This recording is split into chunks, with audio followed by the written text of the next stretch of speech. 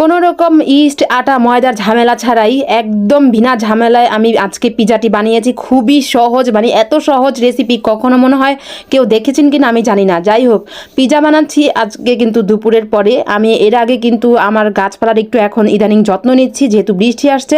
আলহামদুলিল্লাহ আমার এখন সব গাছপালা, ছাদের সব গাছপালা কিন্তু আবার আগের মতো সুন্দর হয়ে উঠছে। কিছুদিন আগেও মানে কি যে একটা অবস্থা ছিল, তো ভাবলাম যে এখন থেকে আবার শুরু করি আমার গাছপালার যত্ন। আমি অনেক আগে ভিডিওতে দেখিয়েছিলাম আমার গাছপালা কি পরিমাণ যে সুন্দর ছিল, কিন্তু এতদিন আর দেখাইনি, সব কিছু নষ্ট হয়ে গিয়েছিল। এখন আবার আলহামদুলিল্লাহ অনেকটা সতেজ হয়েছে, সব কিছু সুন্দর মতো করছি, চেষ্টা করছি।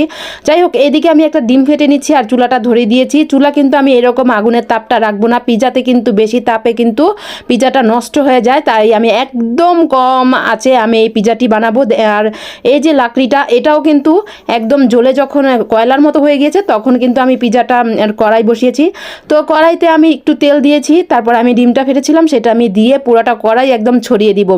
এরকম শর্টকাট পদ্ধতিতে কেউ পিজা বানিয়েছেন কিনা জানি না। তারপর আমি 2টা পাউরুটি নিয়েছি, একদম 10 টাকা দামের, মাত্র 20 টাকা খরচ করে এই পিজাটি বানিয়েছি। ভাবা যায়, আর এই পিজাটি 20 টাকা খরচ করে বানিয়ে মানে কি বলবো, মনে হয় 200-300 টাকা দামের পিজা বানিয়ে ফেলেছি।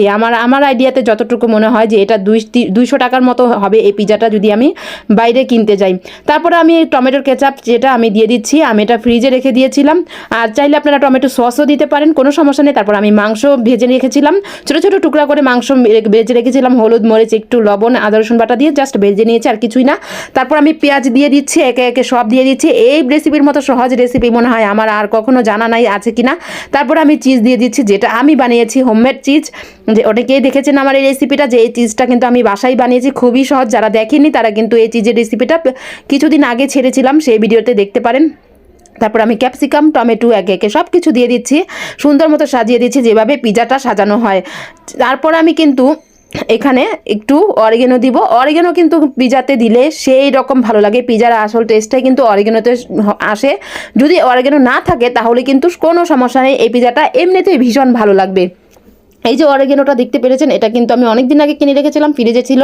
যেহেতু আমি আগে অনেকবার আমি পিজার রেসিপি দিয়েছি, সেটা হয়তো অনেক পুরনো, মানে অনেক পিছনে চলে গিয়েছে, তাই আমি আজকে আবার নতুন করে অন্যরকম টাইপের পিজা বানিয়েছি। তো সবাই তো মানে বাচ্চারা, বিশেষ করে আমার সাইরা সামিরা সবাই এখানে খাওয়ার জন্য অধীর আগ্রহে বসেছিল। তো আমি এখানে পিজাটা বসিয়ে অন্য কাজে ব্যস্ত ছিলাম, একটু মানে এরকম হয়ে গিয়েছে, সমস্যা নাই, কিন্তু খেতে অনেক মজা হয়ে গিয়েছে। আর আমি আগেই মানে সহ্য হচ্ছিল না, একটু ট্রাই করছিলাম, অতটা কিন্তু নিচে পড়ে যায়নি, একদম পারফেক্ট হয়েছে। আর ডিমটা দিলে কি এই পাউরুটিগুলো একটা আরেকটার সাথে সুন্দরভাবে লেগে যায়। দেখেন কি সুন্দর, গরম গরম ধরতে পারছিলাম না। তো কেমন হয়েছে আজকের রেসিপিটা অবশ্যই কমেন্ট করে জানাবেন। ভালো লাগলে অবশ্যই সবাই চ্যানেলটি একটি সাবস্ক্রাইব করে আসবেন, আর অবশ্যই কমেন্ট করে জানাবেন কেমন হয়েছে।